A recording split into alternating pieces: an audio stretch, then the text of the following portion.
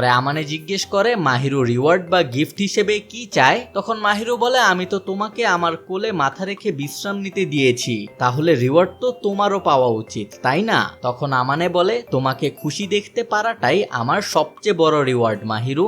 তবে এতে মাহিরু একটু বিরক্ত হয়ে কলম দিয়ে আমানেকে খোঁচা মেরে বলে একই কথা তো আমিও বলতে পারি। তখন আমানে বলে এইবার আমাকে তোমার জন্য কিছু করতে দাও। যার পর মাহিরু আমানে যে কুশনটা ব্যবহার করে সেটা চায়। আমানে বলে সেটা তো পুরনো হয়ে গেছে। তখন মাহিরু কনফেস করে যে সে সেটা চাইছিল কারণ সেটাতে আমানের গন্ধ ছিল।